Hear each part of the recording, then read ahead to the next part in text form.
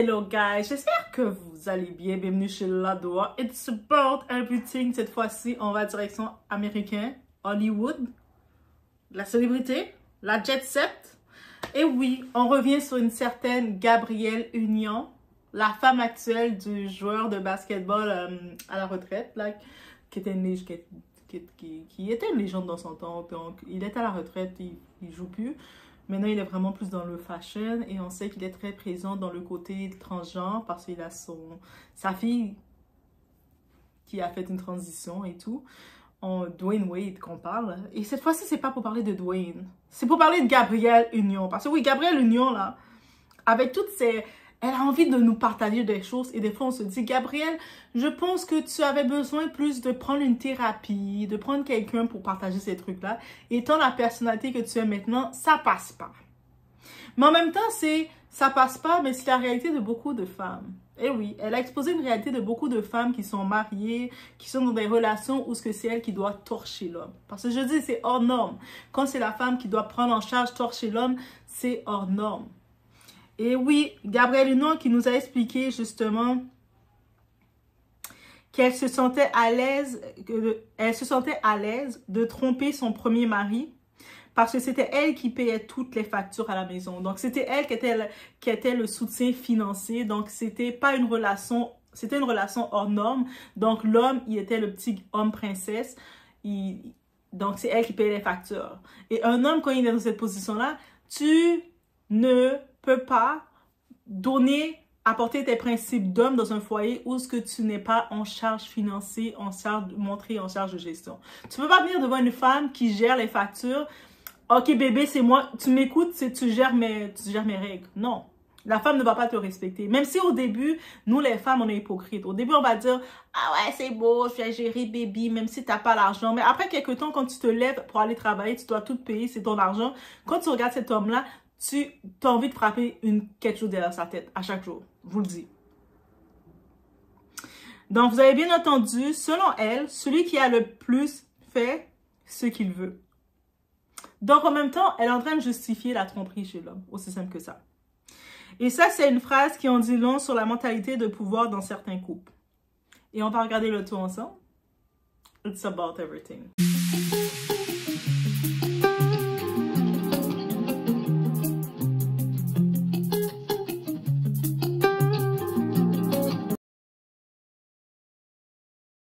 En effet, quand l'argent devient une arme, Gabrielle Union, à ce moment-là de sa vie, gagnait très bien sa vie, pendant que son mari essayait encore de se construire. Mais au lieu de voir leur réussite comme un projet commun, elle a adopté cette logique de domination. Je paye tout, donc j'ai tous les droits. Et c'est comme ça que beaucoup d'hommes actuellement, ils sont avec les femmes, ils traitent les femmes. Donc, elle, le fait que c'était elle, la femme qui subvenait à tous les besoins, ben, elle respectait pas son homme. Et messieurs, il faut le comprendre. Si vous n'êtes pas en mesure de générer votre argent et d'être responsable, la femme, même si au début elle va dire, t'inquiète bébé, tu peux compter sur moi, mais même quand elle va parler à sa famille, à ses amis, elle va pas vous respecter. Je vous le dis d'avance. C'est le même discours que certains hommes utilisent depuis des décennies. I pay the bill so I can do whatever I want. Et là, c'est intéressant de voir une femme reproduire ce même schéma de pouvoir toxique. Parce que c'est toxique. Que ce soit l'homme qui le fait, que ce soit la femme qui le fait, c'est comme un contrôle suite à l'argent. L'argent n'achète pas la maturité émotionnelle. Et ça, c'est un fait. Donc, des fois, quand on réclame un homme qui soit riche, qui a de l'argent, c'est pas ça qu'il faut seulement réclamer. Son intelligence émotionnelle aussi doit suivre. Le pire, c'est que son discours n'a rien d'émancipateur. Parce que tu peux avoir tout l'argent du monde, mais si ta mentalité ne suit pas, tu restes dans la même logique de blessure, de revanche et de domination. Parce que rappelons-le, son mari actuel, qu'on sait qui il est, Dwayne Wade, qui a les millions. Là, Dwayne Wade, c'est lui qui domine financièrement, n'est-ce pas? Donc, si on va dans la logique de Gabrielle, il a le droit de la tromper, il fait ce qu'il veut, right? Et il l'a fait. Il l'a trompée au point d'avoir eu un enfant avec une autre femme pendant la période qu'elle était en train de suivre des traitements de fertilité, la période la plus sensible pour une femme qui a besoin de son partenaire le plus proche d'elle. Mais lui, il avait le temps de mettre une autre femme enceinte. Lui, il était comme, moi, je suis fertile, moi. Ouais, moi, je suis fertile, je suis un homme. Un enfant. Oui, c'est comme ça. Au-delà de ça, on sait aussi que c'est elle-même qui nous a dit. Nous, on n'est pas au courant. Elle nous a dit. Dwayne l'a même pas dit. C'est elle qui nous a dit que dans la relation avec Dwayne, qui est, comme, on va dire 5 fois plus riche qu'elle, ou même plus, parce qu'il est vraiment beaucoup plus riche qu'elle, mais ils font 50-50. Et oui, elle est dans la relation avec un homme qui a encore plus d'argent qu'elle, mais cet homme-là, en plus qu'il la trompe, il a des relations avec d'autres personnes, il remplit son appétit. En plus de ça, il fait 50-50 avec elle. Qu'elle disait avoir instauré avec Wade. C'est pas elle qui l'a instauré. C'est pas comme si elle a instauré le « Ah, mais oui, chérie, moi, je suis émancipée, on fait 50-50. » Non. C'est parce que, on se rappelle la scène qu'elle disait, un moment, elle s'est rendue compte quand elle arrivait, elle venait pour aménager dans la maison de Dwayne. Tu sais, lui a des grandes mansions à Miami, des grosses maisons où il y a 40 000 chambres. Et puis elle aménage. Et lui, à un moment, il s'était chicané, il a dit « C'est ma maison, je fais ce que je veux. » Parce qu'il payait. Donc, c'est ses ordres. Et elle n'a pas aimé ce sentiment-là. Elle aime le sentiment de pouvoir aussi. Donc, elle a instauré de payer 50-50. C'est-à-dire, quand on les voit faire leurs photos de voyage, ils sont à 50-50. Malgré que lui, son salaire est 5 fois plus qu'elle. Il vaut beaucoup plus qu'elle, là. Elle fait pas beaucoup de films, là. Donc, c'est ça qui est ça. Donc, l'histoire s'est répétée. Ce n'est pas une question de chiffres, mais de valeur. Le vrai pouvoir, c'est la conscience. D'avoir une conscience. L'argent, c'est un outil, pas un bouclier émotionnel. Quand tu l'utilises pour dominer, tu finis toujours par être attrapé par ce que tu fais. Le vide, la blessure, le besoin de validation. Gabrielle Union n'a pas besoin de justification, elle a besoin d'introspection. Et c'est une leçon pour beaucoup. Ce n'est pas parce que tu payes les factures que tu peux acheter la loyauté, le respect ou la paix intérieure. Les relations équilibrées ne reposent pas sur qui donne plus, mais sur qui respecte le plus. Parce que le vrai luxe, ce n'est pas d'avoir le contrôle, c'est d'avoir la paix. D'être avec quelqu'un qui te communication, que vous êtes dans la même longueur d'onde, même si vous pouvez avoir des idées différentes, mais vous devez être dans la même communication, communiquer de la même façon. Tu dois aussi être avec quelqu'un que vous avez le degré de vous supporter mutuellement. Tu dois être avec quelqu'un qui a la même vibe d'énergie de faire quelque chose. C'est-à-dire que toi, si tu dis tu veux créer des projets, tu veux toujours apprendre à innover dans ta vie, tu peux pas être avec un partenaire, lui, qui reste, qui faut rien, qui reste, qui regarde le ciel, qui est assis sur une chaise. Il va t'énerver aussi. Tu ne peux pas, tu dois regarder tous ces délais-là.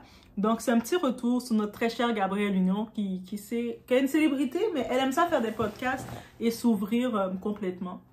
Et c'est un apport qui est commun. On voit beaucoup d'hommes qui le disent. C'est moi qui paye tout si je fais ce que je veux. Et puis, on va voir des hommes comme le fait qu'ils payent tout. Ils font ce qu'ils veulent. Ils vont traiter la femme comme n'importe quoi. La femme va devoir subir et accepter parce que qu'est-ce que de toute façon, beaucoup de femmes subissent et acceptent de ce type d'homme-là parce qu'elles n'ont pas de revenus. Et puis, on sait qu'il y a des systèmes encore plus tristes, surtout dans les pays en Afrique. Il y a beaucoup de ces hommes-là qui interdisent à leurs femmes de travailler. Ou même qui ne veulent pas qu'elles travaillent trop. Parce qu'ils se disent que si leur femme travaille trop, elle a trop un apport d'avoir son argent. Mais qu'est-ce qui va arriver?